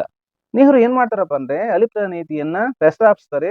ಯುಗೋಸ್ಲಾವಿಯಾದ ಬೆಲ್ಗ್ರೇಡ್ ನಲ್ಲಿ ಅಲಿಪ್ತ ನೀತಿ ಜಾರಿ ಬರುತ್ತೆ. ಅಲಿಪ್ತ ನೀತಿ ಅಂದ್ರೆ ಪ್ರಪಂಚದ ಯಾವ ಬಣದೊಂದಿಗೂ ಗುರುತಿಸಿಕೊಳ್ಳದೆ ತಟಸ್ಥವಾಗಿರೋದು, ಶಾಂತಿಯಿಂದ ಬದುಕೋದು. ವಸಾಹತುಶಾಹಿ ವಿರೋಧ ನೀತಿ. ವಸಾಹತು ಅಂದ್ರೇನು? ಒಂದು ರಾಷ್ಟ್ರ ಇನ್ನೊಂದು ರಾಷ್ಟ್ರದ ಪ್ರದೇಶಗಳನ್ನ ಕಬಳಿಸೋದು, ಇದನ್ನ ವಸಾಹತು ಅಂತ ಕರಿತೀವಿ. ಆ ನೀತಿಗೆ ವಿರೋಧ ಇದೆ ಭಾರತದ ವಿದೇಶಾಂಗ ನೀತಿಯಲ್ಲಿ. ವರ್ಣಭೇದ ನೀತಿಗೆ ವಿರೋಧ. ವರ್ಣ ಅಂದ್ರೆ ಬಣ್ಣ, ಭೇದ ಮಾಡ್ತಾರಲ್ಲ ಇಬ್ಬಂದಿತನವನ್ನು, ಆ ನೀತಿಗೆ ವಿರೋಧ. ಪ್ರಪಂಚದಲ್ಲಿ ಕಪ್ಪು ಜನಾಂಗದವರು, ಬಿಳಿಯ ಜನಾಂಗದವರು, ಗೋಧಿ ವರ್ಣದವರು ಅಂತ ಭಿನ್ನ ಭೇದ ಇದೆ. ಈ ನೀತಿಗೆ, ವರ್ಣಭೇದ ನೀತಿಗೆ ವಿರೋಧವನ್ನ ವ್ಯಕ್ತಪಡಿಸೋದು ಭಾರತದ ವಿದೇಶಾಂಗ ನೀತಿಯಲ್ಲಿ. ಅಂದ್ರೆ ಎಲ್ಲಾ ಪ್ರಪಂಚದ ಜನರೆಲ್ಲರೂ ಸಹ ಒಂದೇ ಅಂತ ಹೇಳೋದು. ಮತ್ತು ಸಾಮ್ರಾಜ್ಯಶಾಹಿಯ ವಿರೋಧದಂತಹ ನೀತಿಗಳು. ಸಾಮ್ರಾಜ್ಯಶಾಹಿ ಒಂದು ರಾಷ್ಟ್ರ ಇನ್ನೊಂದು ರಾಷ್ಟ್ರದ ಪ್ರದೇಶಗಳನ್ನು ವಶಪಡಿಸ್ಕೊಳ್ಳೋದು ಅಥವಾ ರಾಷ್ಟ್ರವನ್ನ ಕಬ್ಜಾ ಮಾಡೋದು, ಇಂತಹ ವಿರೋಧ ನೀತಿಗಳು ನಮ್ಮ ಭಾರತದ ವಿದೇಶಾಂಗ ನೀತಿಯನ್ನ ಪ್ರತಿಬಿಂಬಿಸ್ತವೆ. ಆದರೆ ಚೀನಾ, ಅಮೆರಿಕ, ಪಾಕಿಸ್ತಾನದಂತಹ ರಾಷ್ಟ್ರಗಳ ಕುಟಿಲ ನೀತಿಗಳಿಂದಾಗಿ ಅವರ ಆದರ್ಶವಾದ ವಿದೇಶಾಂಗ ನೀತಿಯು ವಿಮರ್ಶೆಗೊಳಪಟ್ಟಿತು. ನಡಿಲಿ, ನೆಹರೂರವನ್ನ ಭಾರತದಲ್ಲಿ ಅನೇಕ ಜನ ವಿಮರ್ಶೆ ಮಾಡಿದ್ರು, ಟೀಕಿಸಿದ್ರು. ಚೀನಾ ನಮ್ಮ ದೇಶದ ಅನೇಕ ಭೂಪ್ರದೇಶ ವಶಪಡಿಸ್ಕೊಂಡಾಗ ನೆಹರು ಅವರಿಗೆ ತುಂಬಾ ಬೇಜಾರಾಗುತ್ತೆ. ಆಗ ಜನರು ಸಹ ಭಾರತೀಯರು ನೆಹರೂರವರು ಟೀಕಿಸ್ತಾರೆ. ಅರುಣಾಚಲ ಪ್ರದೇಶದ ಅನೇಕ ಭಾಗಗಳು, ಸಿಕ್ಕಿಂ ರಾಜ್ಯದ ಅನೇಕ ಭಾಗಗಳು ಚೀನಾದ ವಶದಲ್ಲಿ ಈಗಲೂ ಸಹ ಇದೆ. ಅಮೆರಿಕ ಏನ್ ಮಾಡ್ತಾ ಇದೆ? ಪ್ರಪಂಚದ ವಿಶ್ವ ನಾಯಕನಾಗಿ ಮರಿತಾ ಇದೆ. ಪಾಕಿಸ್ತಾನ ಭಾರತಕ್ಕೆ ಏನ್ ಮಾಡ್ತಾ ಇದೆ? ಯಾವಾಗ್ಲೂ ಸಹ ಅದು ನಮಗೆ ಕೆಟ್ಟದನ್ನು ಮಾಡಿ ಶತ್ರು ರಾಷ್ಟ್ರ ಆಗಿದೆ. ಈ ರಾಷ್ಟ್ರಗಳ ಕುಟಿಲ ನೀತಿ ಒಳೊಳಗೆ ಮಸಲತನ್ನು ಮಾಡುವಂತ ನೀತಿಗಳಿಂದಾಗಿ ನೆಹರೂರವರ ಆದರ್ಶವಾದ ವಿದೇಶಾಂಗ ನೀತಿ ಟೀಕೆಗೊಳಪಡ್ತು. 2ನೇದು ಆಯಕಟ್ಟಿನ ವಾಸ್ತವವಾದ ಹಂತ. 1959ರಿಂದ 1991 ಜವಾಹರಲಾಲ್ ನೆಹರೂರವರು ಚೀನಾದೊಂದಿಗೆ ಶಾಂತಿಯುತ ಸಹಬಾಳ್ವೆಯ ನೀತಿಯನ್ನು ಅನುಸರಿಸಿದ್ರು. ನೆಹರೂರವರು ಚೀನಾದೊಂದಿಗೆ ಶಾಂತಿ, ಸಹಬಾಳ್ವೆ, ಸಹೋದರತೆಯಿಂದ ಇರಬೇಕು ಅಂತ ಅವರೊಂದು ನೀತಿಯನ್ನ ಅನುಸರಿಸಿದ್ರು. ಆದ್ರೆ ಚೀನಾ ಏನ್ ಮಾಡುತ್ತೆ? 1962ರಲ್ಲಿ ಚೀನಾ ದೇಶವು ಭಾರತದ ಮೇಲೆ ಮಾಡಿದ ದಾಳಿಯಿಂದಾಗಿ ನೆಹರೂರವರೇ ಚೀನಾದೊಂದಿಗೆ ಆದರ್ಶವಾದ ನೀತಿಯಿಂದ ಪುನರ್ವಿಮರ್ಶಿಸಿದರು. ನೆಹರು ಅವರು ಚೀನಾದ ಜೊತೆ ಪಂಚಶೀಲ ಒಪ್ಪಂದಗಳನ್ನು ಮಾಡ್ಕೊಂಡಿದ್ರು ಈ ಆದರ್ಶವಾದದಲ್ಲಿ. ಇದನ್ನೇ ಸಹ ಇವರು ಪುನರ್ವಿಮರ್ಶನೆ ಮಾಡ್ತಾರೆ. ಚೀನಾ ಅನ್ನೋದು ನಮ್ಮ ಬೆನ್ನಿಗೆ ಚೂರಿ ಆಗ್ತದೆ. ಅಂತಾರಾಷ್ಟ್ರೀಯ ಸಂಬಂಧಗಳಲ್ಲಿ ಯಾರು ಶಾಶ್ವತ ಶತ್ರುಗಳಲ್ಲ ಮತ್ತು ಯಾರು ಶಾಶ್ವತ ಮಿತ್ರರಲ್ಲ, ಕೇವಲ ಶಾಶ್ವತ ಆಸಕ್ತಿಗಳಿರುತ್ತವೆ ಎಂಬ ವಾಸ್ತವಿಕ ಸತ್ಯ ನೆರವಿನೊಂದಿಗೆ ತಡವಾಗಿ ಅರ್ಥವಾದಂತೆ ಕಾಣ್ತದೆ ನೆಹರೂರವರಿಗೆ. 1959ರಲ್ಲಿ ಚೀನಾದ ಶತ್ರು ಟಿಬೆಟಿನ ದಲೈ ಲಾಮಾರವರಿಗೆ ಆಶ್ರಯ ನೀಡಿದ್ದು, 1961ರಲ್ಲಿ ಸೈನಿಕ ಬಲದೊಂದಿಗೆ ಪೋರ್ಚುಗೀಸರ ವಶದಲ್ಲಿದ್ದ ಗೋವಾವನ್ನು ವಶಪಡಿಸಿಕೊಂಡಿದ್ದು ಆಯಕಟ್ಟಿನ ವಾಸ್ತವವಾದದ ಪ್ರಾರಂಭಿಕ ಹಂತವಾಗಿದೆ. ನೆಹರು ಅವರು ನೋಡಿ, 1959ರಲ್ಲಿ ಚೀನಾದ ಶತ್ರು ಟಿಬೆಟ್ ಇದೆ, ಟಿಬೆಟ್ ರಾಷ್ಟ್ರ, ಇದನ್ನ ಪ್ರಪಂಚದ ಮೇಲ್ಛಾವಣಿ ಅಂತಲೂ ಸಹ ಕರೀತಾರೆ. ಅಲ್ಲಿ ಬೌದ್ಧ ಧರ್ಮದ ಗುರುಗಳಿದ್ದಾರೆ, ದಲೈ ಲಾಮಾ. ಅವ್ರಿಗೆ ಆಶ್ರಯವನ್ನು ನೀಡುತ್ತೆ. ಯಾಕಪ್ಪ ಅಂದ್ರೆ ಚೀನಾ ಏಕಾಏಕಿ ಟಿಬೆಟ್ ಅನ್ನು ಆಕ್ರಮಿಸ್ಕೊಂಡ್ಬಿಟ್ಟು ಅಲ್ಲಿನ ಬೌದ್ಧ ಧರ್ಮೀಯರಿಗೆ ಕಿರುಕುಳವನ್ನು ಕೊಡುತ್ತೆ. ಅಲ್ಲಿನ ಬೌದ್ಧ ಧರ್ಮದ ಮುಖ್ಯಸ್ಥ ದಲೈ ಲಾಮರಿಗೆ ಬಹಳ ಕಿರುಕುಳವನ್ನು ಕೊಟ್ಟಾಗ ಅವರು ಭಾರತಕ್ಕೆ ಬಂದಾಗ ಪಂಡಿತ್ ಜವಾಹರ್ಲಾಲ್ ನೆಹರು ಅವರು ಅವ್ರಿಗೆ ಆಶ್ರಯನ ಕೊಡ್ತಾರೆ. ಈಗಲೂ ಸಹ ಕರ್ನಾಟಕದ ಮೈಸೂರು ಜಿಲ್ಲೆ ಹುಣಸೂರಿನ ಹತ್ರ ಇರುವಂತಹ ಬೈಲ್ಕುಪ್ಪೆ ಇರಬಹುದು, ಉತ್ತರ ಕನ್ನಡದ ಮಂಡಗದ್ದೆಯಲ್ಲಿ ಆಶ್ರಯವನ್ನು ಕೊಟ್ಟಿದ್ದಾರೆ ಬೌದ್ಧರಿಗೆ. 1961ರಲ್ಲಿ ಸೈನಿಕ ಬಲದೊಂದಿಗೆ ಪೋರ್ಚುಗೀಸರ ವಶದಲ್ಲಿದ್ದ ಗೋವಾವನ್ನು ವಶಪಡಿಸಿಕೊಂಡಿದ್ದು. ಭಾರತಕ್ಕೆ ಆಗಸ್ಟ್ 15, 1947ರಂದು ಸ್ವಾತಂತ್ರ್ಯ ಬಂತು. ಆದ್ರೆ ಗೋವಾ ಇತ್ತಲ್ಲ, ಇದು ಪೋರ್ಚುಗೀಸರ ವಶದಲ್ಲೇ ಇತ್ತು. 1961 ತನಕ ಪೋರ್ಚುಗೀಸರು ಭಾರತವನ್ನು ಬಿಟ್ಟು ಒಳಗಿರ್ಲಿಲ್ಲ. ಆಗ ಸೈನಿಕ ಬಲದೊಂದಿಗೆ ಪೋರ್ಚುಗೀಸರ ವಶದಲ್ಲಿದ್ದ ಗೋವಾವನ್ನ ವಶಪಡಿಸಿಕೊಳ್ಳುತ್ತೆ ನಮ್ಮ ಭಾರತದ ಧೀರ ಸೇನೆ. ಆಯಕಟ್ಟಿನ ವಾಸ್ತವವಾದ ಪ್ರಾರಂಭಿಕ ಹಂತವಾಗಿದೆ. ಯಾವ್ಯಾವ್ದಪ್ಪ ಅಂದ್ರೆ 1959 ಚೀನಾದ ಶತ್ರು ಟಿಬೆಟಿನ ದಲೈ ಲಾಮಾರ್ ಅವರಿಗೆ ಆಶ್ರಯ ನೀಡಿದ್ದು, 1961ರಲ್ಲಿ ಸೈನಿಕ ಬಲದೊಂದಿಗೆ ಪೋರ್ಚುಗೀಸರ ವಶದಲ್ಲಿದ್ದ ಗೋವಾವನ್ನು ವಶಪಡಿಸಿಕೊಂಡಿದ್ದು. ನಂತರ ಏನಾಗುತ್ತೆ ಬೆಳವಣಿಗೆ ಅನ್ನೋದು ಗಮನಿಸೋಣ. ನೆಹರೂರವರ ನಂತರ ಲಾಲ್ ಬಹದ್ದೂರ್ ಶಾಸ್ತ್ರಿ ಭಾರತದ ಪ್ರಧಾನಮಂತ್ರಿ ಆಗ್ತಾರೆ. ಅವರ ನಂತರ ಇಂದಿರಾ ಗಾಂಧಿಯವರು ಭಾರತದ ಪ್ರಧಾನಮಂತ್ರಿಗಳಾಗ್ತಾರೆ. ಇಂದಿರಾ ಗಾಂಧಿಯವರು ಭಾರತದ ಪ್ರಥಮ ಮಹಿಳಾ ಪ್ರಧಾನಮಂತ್ರಿಗಳು ಆಗಿದ್ದು ಭಾರತದ ಉಕ್ಕಿನ ಮಹಿಳೆ ಅಂತ ಕರೀತಾರೆ. ಪ್ರಪಂಚದಲ್ಲೇ ಇವರನ್ನ 3ನೇ ಉಕ್ಕಿನ ಮಹಿಳೆ ಅಂತಲೂ ಸಹ ಕರಿತೀವಿ. ಪ್ರಪಂಚದಲ್ಲಿ 3 ಜನ ಉಕ್ಕಿನ ಮಹಿಳೆಯರು ಅಂತ ಬಿರುದಿದೆ. ಮೊದಲನೇವರು ಬ್ರಿಟನ್ನಿನ ಪ್ರಧಾನಮಂತ್ರಿಯಾಗಿದ್ದಂತ ಮಾರ್ಗರೆಟ್ ಥ್ಯಾಚರ್, ಶ್ರೀಲಂಕಾದ ಸಿರಿಮಾವ ಬಂಡಾರನಾಯಕಿ ಹಾಗೂ ಭಾರತದ ಪ್ರಧಾನಮಂತ್ರಿಗಳಾಗಿದ್ದ ಅಂದಿನ ಇಂದಿರಾ ಗಾಂಧಿ ಅವರು. ರಾಜೀವ್ ಗಾಂಧಿ, ಇಂದಿರಾ ಗಾಂಧಿಯವರ ಮಗ ರಾಜೀವ್ ಗಾಂಧಿ ಪ್ರಧಾನಮಂತ್ರಿ ಆಗ್ತಾರೆ. ಮೊದಲಾದ ಪ್ರಧಾನಮಂತ್ರಿಗಳು ಆಯಕಟ್ಟಿನ ವಾಸ್ತವವಾದದ ಬೆಳವಣಿಗೆಗೆ ಕಾರಣಕರ್ತರಾಗ್ತಾರೆ. ಭಾರತದಲ್ಲಿ ಆಹಾರ ಸಮಸ್ಯೆಗೆ ಕಾರಣವಾಗಬಹುದೆಂಬ ಸಂಗತಿ ಗೊತ್ತಿದ್ದರೂ ವಿಯೆಟ್ನಾಂನಲ್ಲಿ ಅಮೆರಿಕ ನೀತಿಯನ್ನು ಲಾಲ್ ಬಹದ್ದೂರ್ ಶಾಸ್ತ್ರಿ ಅವರು ಖಂಡಿಸಿದರು. ಇಲ್ಲಿ ಏನಾಗುತ್ತೆ, ವಿಯೆಟ್ನಾಂ ದೇಶದಲ್ಲಿ ಅಮೆರಿಕ ದಬ್ಬಾಳಿಕೆಯನ್ನು ಮಾಡ್ತಿರುತ್ತೆ. ಆಗ ಅಲ್ಲಿ ದಬ್ಬಾಳಿಕೆ ಮಾಡ್ತಿರುವಂತಹ ಅಮೆರಿಕ ನೀತಿಯನ್ನ ಭಾರತದ ಅಂದಿನ ಪ್ರಧಾನಮಂತ್ರಿಗಳಾದ ಸರಳ ಪ್ರಧಾನಮಂತ್ರಿಗಳು, ಭಾರತದ ಅಭಿವೃದ್ಧಿಯ ಕನಸನ್ನ ಕಂಡಿದ್ದಂಥವರು, ಜೈ ಜವಾನ್ ಜೈ ಕಿಸಾನ್ ಅಂತ ಕರೆ ಕೊಟ್ಟಂತಹ ಲಾಲ್ ಬಹದ್ದೂರ್ ಶಾಸ್ತ್ರಿ ಅವರು ಅದನ್ನ ಖಂಡಿಸ್ತಾರೆ. ಇದರಿಂದ ಅಮೆರಿಕ ವಿಯೆಟ್ನಾಂನಲ್ಲಿ ಸೋಲನ್ನು ಅನುಭವಿಸುತ್ತೆ. ಆ ಸಮಯದಲ್ಲಿ ಇಂದಿರಾ ಗಾಂಧಿಯವರು ಪಶ್ಚಿಮ ಪಾಕಿಸ್ತಾನದ ಭಾಗವಾಗಿದ್ದ ಪೂರ್ವ ಪಾಕಿಸ್ತಾನವನ್ನು ವಿಮೋಚನೆಗೊಳಿಸಿ ಬಾಂಗ್ಲಾದೇಶದ ಉದಯಕ್ಕೆ ಕಾರಣವಾದದ್ದು. ಇಲ್ಲಿ ಪಾಕಿಸ್ತಾನ ಭಾರತ ವಿಭಜನೆಯಾದಾಗ ಪಶ್ಚಿಮ ಪಾಕಿಸ್ತಾನ ಪೂರ್ವ ಪಾಕಿಸ್ತಾನ ಎರಡೂ ಸಹ ಸೇರಿಸಿ ಒಂದು ಪಾಕಿಸ್ತಾನ ಅಂತ ಕರೀತಿರ್ತಾರೆ. ಪೂರ್ವ ಪಾಕಿಸ್ತಾನದ ಮೇಲೆ ಪಶ್ಚಿಮ ಪಾಕಿಸ್ತಾನ ಬಹಳ ದಬ್ಬಾಳಿಕೆಯನ್ನ ನಡೆಸ್ತಾ ಇರುತ್ತೆ. ಆ ಸಮಯದಲ್ಲಿ ಪೂರ್ವ ಪಾಕಿಸ್ತಾನದಲ್ಲಿ ಪಶ್ಚಿಮ ಪಾಕಿಸ್ತಾನದ ವಿರುದ್ಧ ಹೋರಾಟ ನಡೀತದೆ. ಅದನ್ನು ವಿಮೋಚನೆಗೊಳಿಸಕ್ಕೆ ಇಂದಿರಾ ಗಾಂಧಿಯವರು ಅಂದಿನ ವಿಮೋಚನಾ ಹೋರಾಟಗಾರರು ಪೂರ್ವ ಪಾಕಿಸ್ತಾನದಲ್ಲಿದ್ದಂಥವರು ಶೇಖ್ ಮುಜೀಬರ್ ರೆಹಮಾನ್ ರವರಿಗೆ ಬೆಂಬಲವನ್ನು ಕೊಟ್ಟು ಪಶ್ಚಿಮ ಪಾಕಿಸ್ತಾನವನ್ನ ಸೋಲಿಸಿ ಇಂದಿರಾ ಗಾಂಧಿಯವರು ಬಾಂಗ್ಲಾದೇಶದ ಉದಯಕ್ಕೆ ಕಾರಣರಾಗ್ತಾರೆ. ಆದ್ರೆ ಈಗ ಬಾಂಗ್ಲಾ ಏನ್ ಮಾಡ್ತಾ ಇದೆ, ನಮ್ಮ ದೇಶಕ್ಕೆ ಕತಿ ಮಸ್ತಿದೆ, ಪಾಕಿಸ್ತಾನದ ಚೀನಾದ ಜೊತೆ ಸೇರಿ ಅನೇಕ ಕೆಟ್ಟ ಅನಾಹುತಗಳನ್ನು ಮಾಡ್ತಾ ಇರೋದನ್ನ ನಾವು ಗಮನಿಸಬಹುದಾಗಿದೆ. ಉಂಡು ಮನೆಗೆ ದ್ರೋಹ ಬಾಗ್ದಿರುವಂಥದ್ದು ಬಾಂಗ್ಲಾದೇಶ. ರಾಜೀವ್ ಗಾಂಧಿಯವರ ಕಾಲದಲ್ಲಿ ಚೀನಾದೊಂದಿಗೆ ಸುಮದೋರಾಂಗ್ ಘಟನೆಗಳು 1959ರಿಂದ 1991 ನಡುವಿನ ಭಾರತದ ಆಯಕಟ್ಟಿನ ವಾಸ್ತವವಾದದ ವಿದೇಶಾಂಗ ನೀತಿಯನ್ನು ಸಾಕ್ಷೀಕರಿಸುತ್ತವೆ. ಇಲ್ಲಿ ರಾಜೀವ್ ಗಾಂಧಿಯವರ ಕಾಲದಲ್ಲಿ ಸುಮದೋರಾಂಗ್ ಘಟನೆ ನಡೀತದೆ. ಏನಪ್ಪಾ ಅದು ಅಂದ್ರೆ 1987ರಲ್ಲಿ ಚೀನಾ ಭಾರತದ ಭೂಪ್ರದೇಶವಾದ ಸುಮದೋರಾಂಗ್, ಇದು ಅರುಣಾಚಲ ಪ್ರದೇಶ, ಸಿಕ್ಕಿಂ ಪ್ರದೇಶ ಹಾಗೂ ಚೀನಾದ ಬಾರ್ಡರ್ ಇದೆ. ಇದನ್ನ ಚೀನಾ ಆಕ್ರಮಿಸ್ಕೊಳ್ಳುತ್ತೆ. ಇಲ್ಲಿ ಎರಡೂ ದೇಶಗಳು ಯುದ್ಧ ಆಗುವಂತ ಸಮಯದಲ್ಲಿ ಭಾರತದ ವಿದೇಶಾಂಗ ಮಂತ್ರಿಗಳು ಚೀನಾದ ರಾಜಧಾನಿ ಬೀಜಿಂಗ್ ಹೋಗಿ ಈ ಉದ್ವಿಗ್ನ ಪರಿಸ್ಥಿತಿಯನ್ನು ಕಡಿಮೆ ಮಾಡ್ತಾರೆ. 1959ರಿಂದ 1991 ನಡುವಿನ ಭಾರತದ ಆಯಕಟ್ಟಿನ ವಾಸ್ತವವಾದ. ಅರ್ಥ ಆಯ್ತಲ್ಲ ಮಕ್ಕಳ?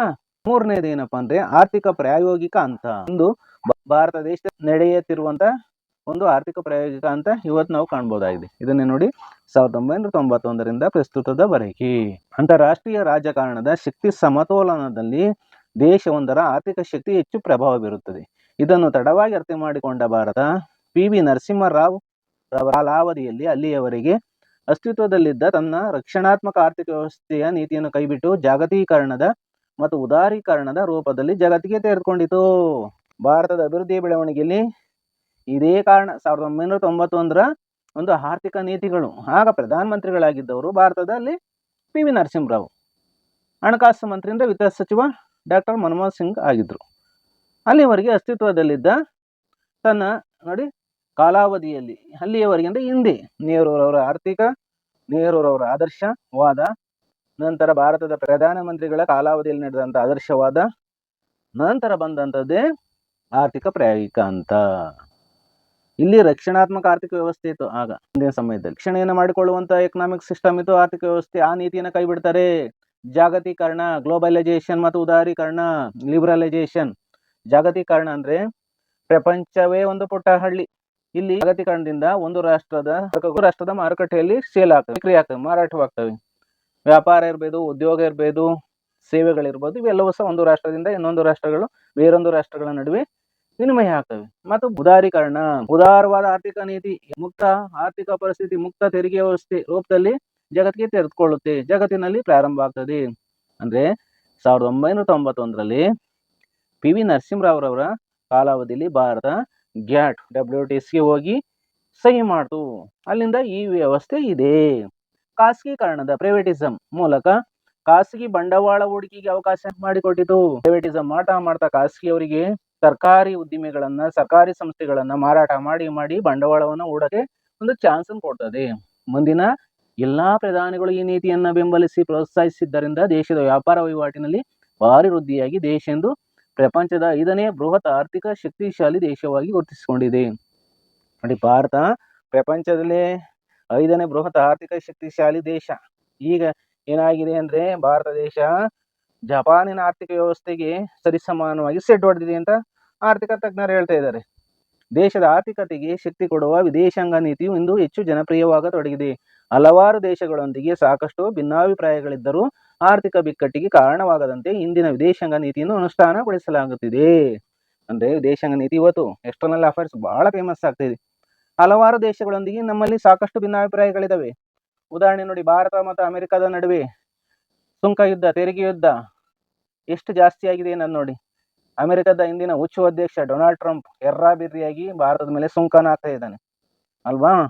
ಎಷ್ಟು ಭಿನ್ನಾಭಿಪ್ರಾಯ ಆಗಿದೆ. ನಮ್ಮ ಮಿತ್ರ ರಾಷ್ಟ್ರ ಅಂತ ಹೇಳ್ಕೊಂಡು, ಭಾರತ ನಮ್ಮ ಮಿತ್ರ ರಾಷ್ಟ್ರ ಅಂತ ಹೇಳ್ಕೊಂಡು ಬಂದು ಒಳೊಳಗೆ ಮಸಲತ್ ಮಾಡ್ತಾ ಇದೆ ಅಮೆರಿಕ. ಇದು ಭಿನ್ನಾಭಿಪ್ರಾಯ. ಆರ್ಥಿಕ ಬಿಕ್ಕಟ್ಟಿಗೆ ಕಾರಣವಾಗದಂತೆ ನಮ್ಮ ಇಂದಿನ ವಿದೇಶಾಂಗ ನೀತಿಯನ್ನು ಅನುಷ್ಠಾನಗೊಳಿಸಲಾಗ್ತಿದೆ. ಬಹಳ ಎಚ್ಚರಿಕೆಯಿಂದ ನಮ್ಮ ವಿದೇಶಾಂಗ ನೀತಿ ಜಾರಿ ಆಗ್ತಿರೋದನ್ನು ಕಾಣಬಹುದಾಗಿದೆ. ಈ ರೀತಿಯಾಗಿ ವಿವಿಧ ಕಾಲಘಟ್ಟಗಳಲ್ಲಿ ಅಂತಾರಾಷ್ಟ್ರೀಯ ಪರಿಸ್ಥಿತಿಗಳಿಗೆ ಹೊಂದಿಕೊಂಡು ಭಾರತದ ವಿದೇಶಾಂಗ ನೀತಿಯು ವಿಕಸಿತಗೊಳ್ಳುತ್ತಿದೆ. ಭಾರತದ ವಿದೇಶಾಂಗ ನೀತಿಯ ಮೂಲ ತತ್ವಗಳು, ಇವು ಪ್ರಿನ್ಸಿಪಲ್ಸ್ ಅಂತ ಕರಿತೀವಿ. ಅವುಗಳೆಂದರೆ, 1ನೇ ವಸಾಹತುಶಾಹಿತ್ವಕ್ಕೆ ವಿರೋಧ. ವಸಾಹತುಶಾಹಿಯಿಂದ ನಾನು ಹಿಂದೆ ಸಹ ಹೇಳಿದ್ದೀನಿ ಈ ಪಾಠದಲ್ಲಿ. ಭಾರತವು ಸ್ವತಂತ್ರ ಪೂರ್ವದಲ್ಲಿ ಸ್ವತಃ ಯುರೋಪಿಯನ್ ರಾಷ್ಟ್ರಗಳ ವಸಾಹತುವಾಗಿತ್ತು. ಆದ್ದರಿಂದ ಬ್ರಿಟಿಷ್ ವಸಾಹತುಶಾಹಿತ್ವದ ವಿರುದ್ಧ ಹೋರಾಡಿ ಸ್ವಾತಂತ್ರ್ಯ ಪಡೆಯಿತು. ಹಾಗಾಗಿ ವಸಾಹತುಶಾಹಿತ್ವದ ಪರಿಣಾಮಗಳ ಬಗ್ಗೆ ಅರಿವಿರುವ ಭಾರತ ಅದನ್ನು ಅಂತಾರಾಷ್ಟ್ರೀಯ ವೇದಿಕೆಗಳಲ್ಲಿ ವಿರೋಧಿಸಿಕೊಂಡು ಬಂದಿದೆ.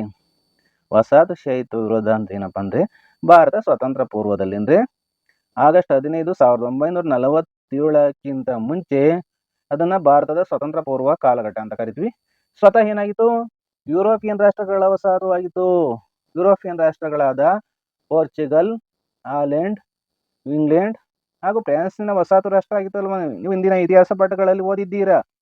ಆದ್ದರಿಂದ ಬ್ರಿಟಿಷ್ ವಸಾಹತುಶಾಹಿತ್ವದ ವಿರುದ್ಧ ಹೋರಾಟ ಭಾರತ ಸ್ವತಂತ್ರವನ್ನು ಪಡ್ಕೋತು. 1947 ಆಗಸ್ಟ್ 15ರಂದು ಭಾರತ ಸ್ವತಂತ್ರ ಆಯಿತು. ಹಾಗಾಗಿ ವಸಾಹತುಶಾಹಿತ್ವದ ಪರಿಣಾಮಗಳ ಬಗ್ಗೆ ನಮಗೆ ಅರಿವಿರುವಂತ ಭಾರತ ಅದನ್ನು ಅಂತಾರಾಷ್ಟ್ರೀಯ ವೇದಿಕೆಗಳಲ್ಲಿ ವಿರೋಧಿಸಿಕೊಂಡು ಬಂದಿದೆ.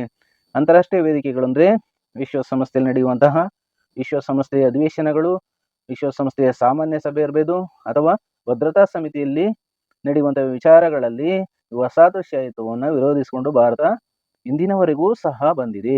ಎರಡನೇದು ಸಾಮ್ರಾಜ್ಯಶಾಹಿತ್ವಕ್ಕೆ ವಿರೋಧ. ಬಡ ರಾಷ್ಟ್ರಗಳನ್ನು ವಸಾಹತುಶಾಹಿ ಹೆಸರಿನಲ್ಲಿ ಹಿಂಸಿಸಿ ತಮ್ಮ ಸಾಮ್ರಾಜ್ಯ ವಿಸ್ತರಿಸಬೇಕೆಂದು ಬಯಸುವ ಶ್ರೀಮಂತ ದೇಶಗಳ ಸಾಮ್ರಾಜ್ಯಶಾಹಿ ನೀತಿಯನ್ನು ಭಾರತ ವಿರೋಧಿಸುತ್ತದೆ. ಇಲ್ಲಿ ನೋಡಿ, ಮುಂದುವರೆದ ರಾಷ್ಟ್ರಗಳು ಅಂತ ಕರಿತೀವಲ್ಲ, ಇಂಗ್ಲೆಂಡ್, ಫ್ರಾನ್ಸ್, ಅಮೆರಿಕ ಅಂತವು. ಈ ಬಡ ರಾಷ್ಟ್ರಗಳನ್ನ, ಆರ್ಥಿಕವಾಗಿ ಹಿಂದುಳಿದಿರುವಂತಹ ರಾಷ್ಟ್ರಗಳನ್ನ ವಸಾಹತುಶಾಹಿಗಳಾಗಿ ಮಾಡ್ಕೊಂಡು ಅದ್ರ ಹೆಸರಿನಲ್ಲಿ ಹಿಂಸಿಸ್ತವೆ, ಟಾರ್ಚರ್ ಮಾಡ್ತವೆ, ವೈಲೆನ್ಸ್ ಮಾಡ್ತವೆ. ತಮ್ಮ ಸಾಮ್ರಾಜ್ಯ, ತಮ್ಮ ಕಿಂಗ್ಡಮ್ನ, ತಮ್ಮ ಸಾಮ್ರಾಜ್ಯವನ್ನು ವಿಸ್ತರಿಸಬೇಕೆಂದು ಬಯಸುವಂತಹ ಶ್ರೀಮಂತ ದೇಶಗಳ ಸಾಮ್ರಾಜ್ಯಶಾಹಿ ನೀತಿ ಇದೆಯಲ್ಲ, ಅದನ್ನು ಭಾರತ ತನ್ನ ವಿದೇಶಾಂಗ ನೀತಿಯಲ್ಲಿ ವಿರೋಧಿಸುತ್ತದೆ. ಮೂರನೆಯದು ವರ್ಣಭೇದ ನೀತಿಗೆ ವಿರೋಧ. ವರ್ಣಭೇದ ನೀತಿ ಅಂದ್ರೆ ಮನುಷ್ಯನಲ್ಲಿರುವಂತಹ ಬಣ್ಣಗಳಲ್ಲಿ ಕೆಟ್ಟ ಅಭಿಪ್ರಾಯ ಇರೋದು. ಭಾರತದಲ್ಲಿ ಜಾತಿ ವ್ಯವಸ್ಥೆ ಬೇರೂರುವಂತೆ ಅಮೆರಿಕ, ಯುರೋಪ್ ಮತ್ತು ಆಫ್ರಿಕಾ ಖಂಡಗಳ ದೇಶಗಳಲ್ಲಿ ದೇಹದ ವರ್ಣದ ಆಧಾರದ ಮೇಲೆ ವರ್ಣಭೇದ ನೀತಿಯು ಜಾರಿಯಲ್ಲಿದೆ. ಭಾರತ ಅದನ್ನು ವಿರೋಧಿಸುತ್ತದೆ. ಅಂದ್ರೆ ಭಾರತದಲ್ಲಿ ಜಾತಿ ವ್ಯವಸ್ಥೆ, ವರ್ಣಾಶ್ರಮ ವ್ಯವಸ್ಥೆ ಇದೆ. ಜಾತಿ ವ್ಯವಸ್ಥೆ, ಅನೇಕ ಜಾತಿಗಳು, ಉಪಜಾತಿಗಳು, ಬೇಕಾದಷ್ಟು ಜಾತಿಗಳಿದೆ, ಅನೇಕ ಧರ್ಮಗಳಿದ್ದಾವೆ. ಇವು ಬಹಳ ಬೇರೂರಿದ್ದಾವೆ. ಧರ್ಮ ಅನ್ನೋದು ಒಂಥರ ಅಭಿಮುಖವಾಗಿಬಿಟ್ಟಿದೆ ಈ ದೇಶದಲ್ಲಿ. ಈಗ ಅಮೆರಿಕ, ಯುರೋಪ್ ಮತ್ತು ಆಫ್ರಿಕಾ ಖಂಡಗಳ ದೇಶಗಳಲ್ಲಿ ದೇಹ, ಮನುಷ್ಯನ ಶರೀರದ ಬಣ್ಣದ ಆಧಾರದ ಮೇಲೆ ಈ ವರ್ಣಭೇದ ನೀತಿ ಜಾರಿಯಲ್ಲಿದೆ. ಅಂದ್ರೆ ಕಪ್ಪು ಜನಾಂಗ, ಬಿಳಿ ಜನಾಂಗನ ಭಿನ್ನ ಭೇದ ಇದೆ. ಭಾರತ ಅದನ್ನು ವಿರೋಧಿಸುತ್ತದೆ, ಆಪೋಸಿಟ್ ಮಾಡ್ತದೆ, ಖಂಡಿಸ್ತದೆ. ನಾಲ್ಕನೇದು ಅಲಿಪ್ತ ನೀತಿ. ನಾನ್ ಅಲೈನ್ಡ್ ಮೂವ್ಮೆಂಟ್ ಅಂತ ಕರೀತಾರೆ, ನಾಮ್ ಅಂತ ಕರೀತಾರೆ. 1945ರ ನಂತರ ಜಗತ್ತು ಅಮೆರಿಕ ಮತ್ತು ರಷ್ಯಾ ಕೇಂದ್ರಿತ ಗುಂಪುಗಳ ನಡುವೆ ಬಣಗಳಾಗಿ ವಿಭಾಗವಾಗಿದ್ದಾಗ ಭಾರತವು ಯಾವುದೇ ಬಣಕ್ಕೆ ಸೇರದೆ ತಟಸ್ಥವಾಗಿ ಉಳಿದು ತನ್ನ ಹಿತಾಸಕ್ತಿಯನ್ನು ರಕ್ಷಿಸಿಕೊಂಡಿತು. ಇದೇ ಅಲಿಪ್ತ ನೀತಿ. ಅಲಿಪ್ತ ನೀತಿ ಅಂದ್ರೆ ಪ್ರಶ್ನೆ ಬಂದ್ರೆ 1945ರ ನಂತರ ಜಗತ್ತು ಅಂದ್ರೆ ಪ್ರಪಂಚ, ಅಮೆರಿಕ ಮತ್ತು ರಷ್ಯಾ ಕೇಂದ್ರಿತ ಗುಂಪುಗಳಂದ್ರೆ ಈ ಎರಡು ರಾಷ್ಟ್ರಗಳನ್ನೇ ಕೇಂದ್ರವಾಗಿ ಮಾಡಿಕೊಂಡು ಒಂದು ಗುಂಪುಗಳಾದ ರಾಷ್ಟ್ರಗಳು. ಪ್ರಪಂಚದಲ್ಲಿರುವಂತಹ ಎಲ್ಲಾ ರಾಷ್ಟ್ರಗಳು ಅಮೆರಿಕ ಕಡೆ ಒಂದು ಗುಂಪು, ರಷ್ಯಾ ಕಡೆ ಒಂದು ಗುಂಪು, ಈ ಎರಡು ಬಣಗಳಾಗಿ ಡಿವೈಡ್ ಆದಾಗ, ಭಾಗವಾದಾಗ ಭಾರತವು ಯಾವುದೇ ಬಣಕ್ಕೆ ಸೇರಲಿಲ್ಲ, ತಟಸ್ಥವಾಗಿ ಉಳಿತು. ತಟಸ್ಥವಾಗಿ ಅಂದ್ರೆ ಯಾವುದೇ ಬಣಕ್ಕೆ ಸೇರದೆ ಉಳಿದು ತನ್ನ ಹಿತಾಸಕ್ತಿಯನ್ನ ರಕ್ಷಿಸಿಕೊಂಡಿತು, ತನ್ನವರನ್ನ ರಕ್ಷಿಸಿಕೊಂಡಿತು. ಇದೇ ಅಲಿಪ್ತ ನೀತಿ. ಈಗಲೂ ಅಲಿಪ್ತ ನೀತಿಯು ಭಾರತದ ವಿದೇಶಾಂಗ ನೀತಿಯ ಮೂಲ ತತ್ವಗಳಲ್ಲಿ ಒಂದಾಗಿದೆ. ಐದನೇದು ಆಫ್ರಿಕಾ ಮತ್ತು ಏಷ್ಯಾದ ಪ್ರಗತಿಗೆ ಪ್ರಥಮ ಆದ್ಯತೆ. ವಿಶ್ವದ ಭೂಪಟದಲ್ಲಿ ವರ್ಲ್ಡ್ ಮ್ಯಾಪ್ ನೀವು ನೋಡಿ, ಕಂಡುಬರುವ ಸಾರ್ವಭೌಮ ರಾಷ್ಟ್ರಗಳ ಮೇಲೆ ಕಣ್ಣಾಡಿಸಿದಾಗ ನಾವೆಲ್ಲರೂ ಸಹ ಆಫ್ರಿಕಾ ಮತ್ತು ಏಷ್ಯಾ ಖಂಡಗಳ ರಾಷ್ಟ್ರಗಳು ವಸಾಹತುಶಾಹಿತ್ವದ ಕಾರಣಕ್ಕಾಗಿ ಆರ್ಥಿಕವಾಗಿ ಹಿಂದುಳಿದಿರುವುದು ನಮಗೆ ಮನದಟ್ಟ ಆಗುತ್ತದೆ. ನೀವು ಆಫ್ರಿಕಾ ಖಂಡದಲ್ಲಿ ನೋಡಿ, ದಕ್ಷಿಣ ಆಫ್ರಿಕಾ ಇರಬಹುದು, ಜಾಂಬಿಯಾ ಇರಬಹುದು, ನೈಜರ್ ಇರಬಹುದು, ನೈಜೀರಿಯಾ ಇರಬಹುದು, ಘಾನಾ ಇರಬಹುದು, ಈ ರಾಷ್ಟ್ರಗಳನ್ನ ತಿಂದು ತೇಗ್ಬಿಟ್ರು ಐರೋಪ್ಯರು. ಫ್ರಾನ್ಸ್, ಜರ್ಮನಿ, ಇಟಲಿ, ಇಂಗ್ಲೆಂಡ್ ಇಂಥ ರಾಷ್ಟ್ರಗಳು. ಮತ್ತು ಏಷ್ಯಾ ಖಂಡದ ರಾಷ್ಟ್ರಗಳು, ಉದಾಹರಣೆಗೆ ನಮ್ಮ ದೇಶವನ್ನು ತೆಗೆದುಕೊಳ್ಳಿ. ಭಾರತ ವಸಾಹತುಶಾಹಿ ರಾಷ್ಟ್ರವಾಗಿ ಸುಮಾರು 300 ವರ್ಷಗಳು ಗುಲಾಮಗಿರಿಯನ್ನು ಅವಲಂಬಿಸಿತು. ಶ್ರೀಲಂಕಾವನ್ನು ಬ್ರಿಟಿಷರು ಕಬಳಿಸಿದ್ರು ಅಲ್ವಾ. ಹಾಗೆ ವಿಯೆಟ್ನಾಂನ ಅಮೆರಿಕ ಕಬಳಿಸಿತ್ತು.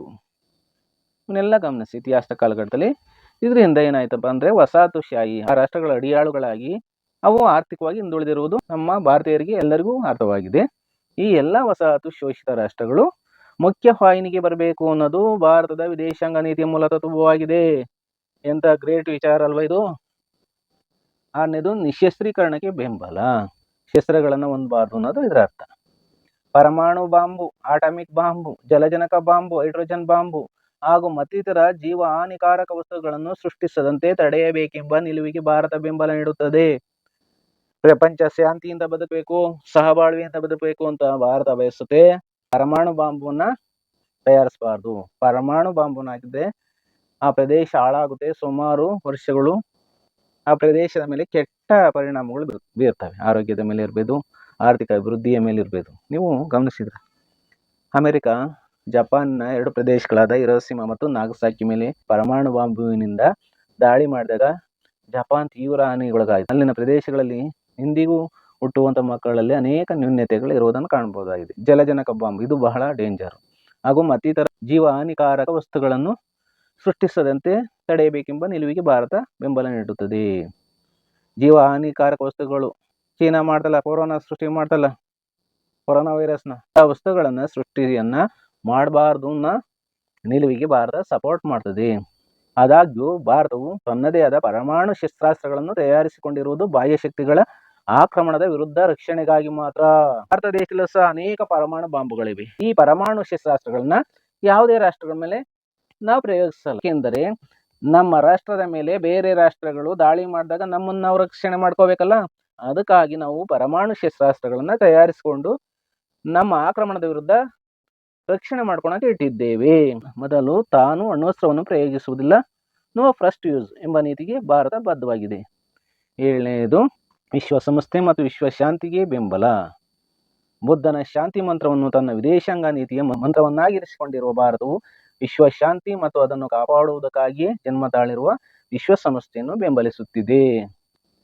ಇಲ್ಲಿ ಭಾರತ ಬುದ್ಧನ ಶಾಂತಿ ಮಂತ್ರ, ಇದು ಬುದ್ಧ ಹುಟ್ಟಿದ ನಾಡು ಭಾರತ. ಬುದ್ಧನ ಶಾಂತಿ ಮಂತ್ರಗಳು ಗಮನಿಸಿ, ಅನೇಕ ಬುದ್ಧನ ಕಥೆಗಳನ್ನ ಓದಿ, ಬುದ್ಧನ ಸ್ಟೋರಿಗಳನ್ನ ಓದಿ, ಅವನು ಎಲ್ಲಾ ಕಡೆಯಲ್ಲೂ ಸಹ ಶಾಂತಿ ಮಂತ್ರವನ್ನ ಜಪಿಸಿದ್ದಾನೆ. ತನ್ನ ವಿದೇಶಾಂಗ ನೀತಿಯಲ್ಲಿ ಭಾರತ ಅಳವಡಿಸಿಕೊಂಡಿದೆ. ಭಾರತವು ವಿಶ್ವಶಾಂತಿ ಮತ್ತು ಅದನ್ನು ಕಾಪಾಡುವುದಕ್ಕಾಗಿ ಜನ್ಮ ತಾಳಿರುವಂತಹ ವಿಶ್ವಸಂಸ್ಥೆಯನ್ನು ಬೆಂಬಲಿಸ್ತಾ ಇದೆ, ಸಪೋರ್ಟ್ ಮಾಡ್ತಾ ಇದೆ. ಹೀಗೆ ಭಾರತದ ವಿದೇಶಾಂಗ ನೀತಿಯು ಹಲವಾರು ನೀತಿ ನಿಯಮಗಳಿಗೆ ಒಳಪಟ್ಟಿದ್ದು ಅದನ್ನು ಕಾಯ್ದುಕೊಳ್ಳುವ ಜೊತೆಗೆ ಅಂತಾರಾಷ್ಟ್ರೀಯ ವೇದಿಕೆಗಳಲ್ಲಿ ತನ್ನ ಆರ್ಥಿಕ, ರಾಜಕೀಯ, ಸಾಮಾಜಿಕ, ಸಾಂಸ್ಕೃತಿಕ ಮತ್ತು ಸೈನಿಕ ಹಿತಾಸಕ್ತಿಗಳನ್ನು ಕಾಪಾಡಿಕೊಳ್ಳುತ್ತಾ ಬರುತ್ತಿದೆ. ಈ ವಿಡಿಯೋದಲ್ಲಿ ಭಾರತದ ವಿದೇಶಾಂಗ ನೀತಿ ಹಾಗೂ ಜಾಗತಿಕ ಸವಾಲುಗಳು, ಈ ಪಾಠದಲ್ಲಿ ಭಾರತದ ವಿದೇಶಾಂಗ ನೀತಿಯನ್ನ ತಿಳಿದುಕೊಂಡಿದ್ದೇವೆ. ಮುಂದಿನ ವಿಡಿಯೋದಲ್ಲಿ ಜಾಗತಿಕ ಸವಾಲುಗಳು ಹಾಗೂ ಭಾರತದ ಪಾತ್ರ, ಅದ್ರ ಬಗ್ಗೆ ಕುರಿತು ಚರ್ಚಿಸೋಣ ಮಕ್ಕಳೇ. ಮುಂದಿನ ವಿಡಿಯೋದಲ್ಲಿ ಜಾಗತಿಕ ಸವಾಲುಗಳು ಹಾಗೂ ಭಾರತದ ಪಾತ್ರವನ್ನು ವಾಚ್ ಮಾಡಿ. ಎಲ್ಲರೂ ಸಹ ಈ ವಿಡಿಯೋವನ್ನು ನಿಮ್ಮ ಗೆಳೆಯ ಗೆಳತಿಯರೊಂದಿಗೆ ಹಂಚಿಕೊಳ್ಳಿ, ಲೈಕ್ ಮಾಡಿ, ಕಮೆಂಟ್ ಮಾಡಿ, ನಮ್ಮ ಯೂಟ್ಯೂಬ್ ಚಾನಲ್ನ ಸಬ್ಸ್ಕ್ರೈಬ್ ಮಾಡಿಕೊಳ್ಳಿ. ಎಲ್ಲರಿಗೂ ಸಹ ಧನ್ಯವಾದಗಳು.